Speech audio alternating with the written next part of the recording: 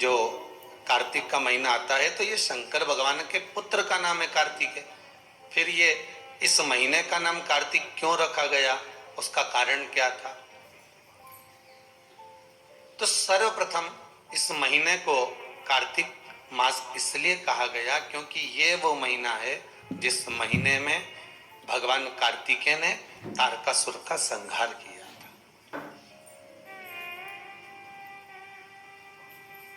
और तारकासुर संपूर्ण ब्रह्मांड में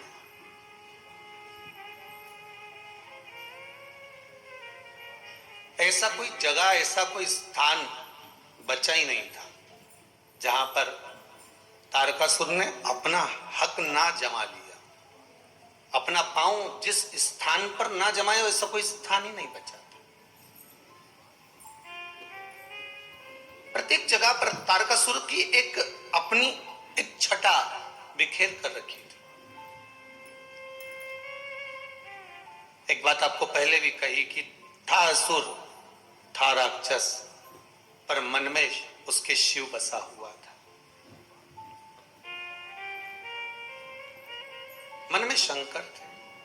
और फिर ध्यान देना, शक्कर गुड़ चाहे दिन में खाओ चाहे रात को खाओ, शक्कर शुगर चाहे दिन में खाओ चाहे रात को खाओ, उजाले में खाओ चाहे अंधेरे में खाओ, कोई भी खाएगा वो मीठी ही लगेगी। लगेगी कि नहीं लगेगी? क्या अंधेरे में उसका स्वाद चेंज हो जाएगा? अरे बोलो तो, होगा चेंज? नहीं। दिन में अलग स्वाद आएगा क्या उस शुगर का, उस शक्कर का स्वाद अलग आएगा? नहीं। दिन में भी वही स्वाद है तो रात्रि में भी वही स्वाद है। शक्कर का स्वाद ना दिन में बदला ना रात में बदला। शुगर शुगर थी, मीठी थी, मिठास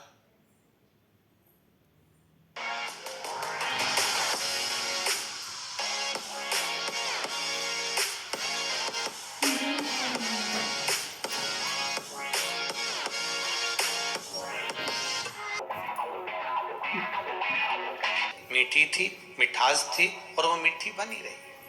दिन में खाई तो भी वही स्वाद है, रात में खाई तो भी वही स्वाद, उजाले में खाई तो भी वही स्वाद है और अंधेरे में खाई तो भी वही स्वाद है। उसी तरह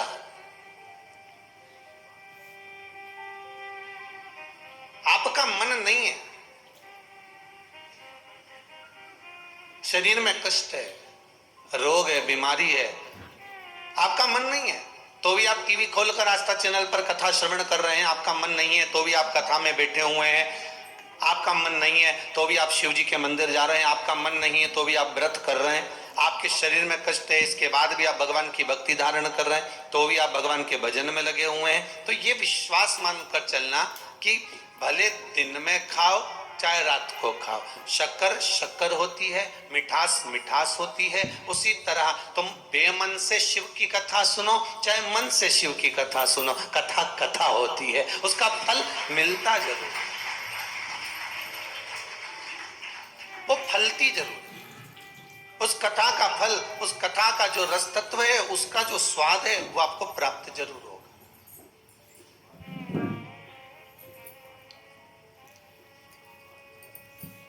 उसका रसास्वादन आपको मिलेगा। आपने जो श्रवण करा है उसका फल आपको मिलना है। बीज बो दिया और बीज बोया भूमि के अंतर्गत, उसके बाद उसमें पानी का सींचन दे दिया, एक बार दो बार, फिर उसने जड़ जो पकड़ी है उसके बाद उसमें जो फल लग रहा है वो वही जान सकता। आपने तो केवल एक फल को बो दिया था, लगा दिया था, फिर उसके बाद में वो अपने आप पनपता गया, लगता गया, लगता गया। आप सब जानते होंगे, बड़े बड़े घने घने जंगल में आप जाते हैं, बड़े बड़े जंगलों में जब जाते हैं तो वहां कौन पानी देने आता है?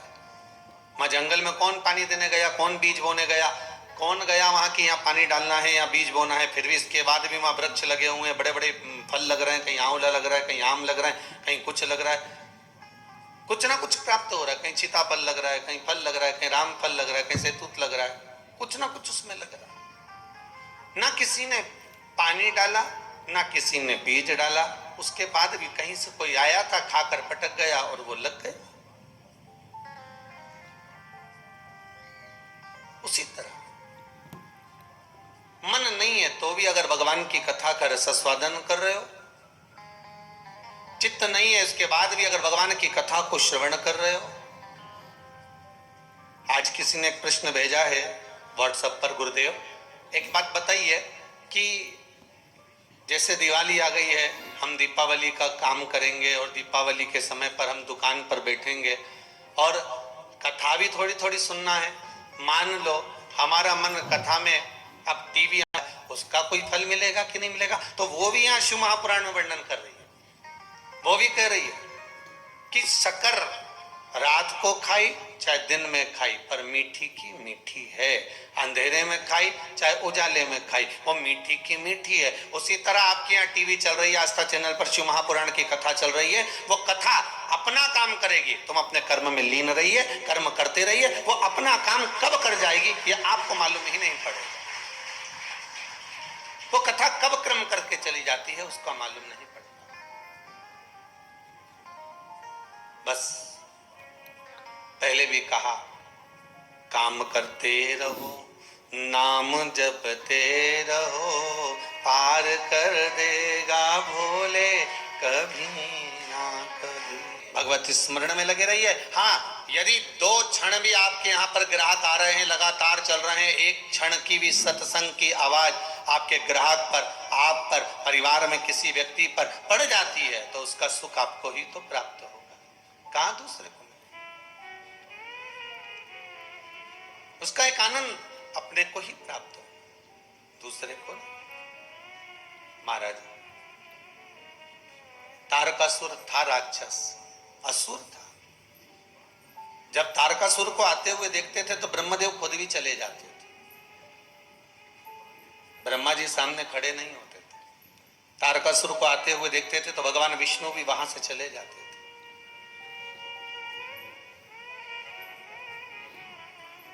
न ब्रह्मा उसके सम्मुख में आ रहे हैं, न भगवान विष्णु उसके सम्मुख में आ रहे हैं। पर अब जरा विचार करिए कि भगवान ब्रह्मदेव और भगवान नारायण को क्या दिक्कत थी? उसको मार सकते थे, उसका संहार कर सकते थे। कि जितना बड़ा वो असुर था, जितना बड़ा वो राक्षस था, उतना बड़ा ही वो शिव का भगत था।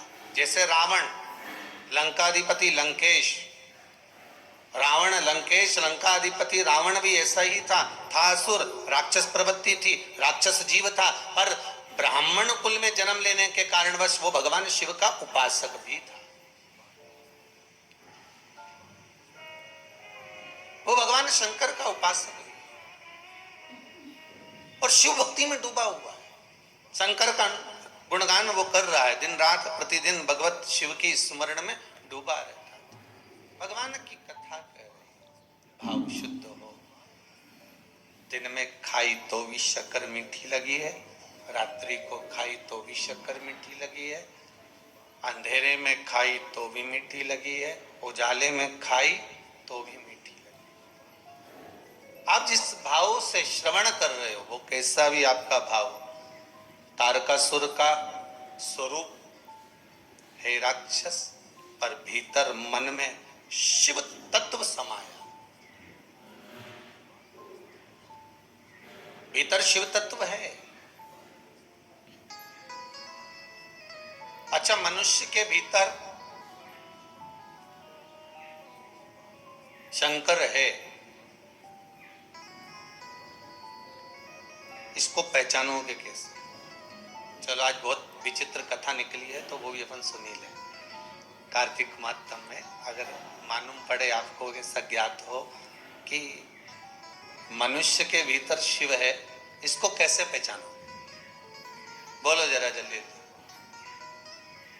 अब कोई मांग में सिंदूर भर ले तो पहचाना जाए कि ये शादीशुदा, पाँव में बिछुड़ी पहन ले तो मालूम पड़ जाए कि शादीशुदा है। हम ना मंगल सूत्र पहनी हो, ना बिछुड़ी पहनी हो, ना मांग भरी हो, तो और वो निकल कर जाए तो उसको कौन पहचानेगा कि ये शादीशुदा है? तो हो सकता है कोई आपसे कह दे कि हम कैसे मान लें कि आपके अंदर शंकर है, पहले प्रकट करके दिखाओ। भाई पत्थर में अग्नि है तो घर्षण करा, अग्नि प्रकट हो गई। लकड़ी में अग्नि है, लकड़ी को घर्षण करा, अग्नि प्रकट हो गई।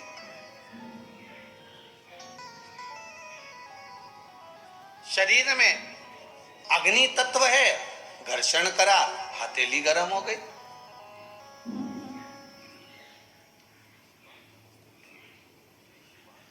प्रस्तुत कैसे करोगे कि आप में, हम में, सब में शिव है? उसको प्रकट कैसे करोगे? उसको सामने प्रस्तुत कैसा करा जाए? तो स्कंद पुराण में कहा, जहां पर श्री सत्यनारायण भगवान की कथा स्कंद पुराण में लिखी गई, उसके प्रथम में वर्णन किया गया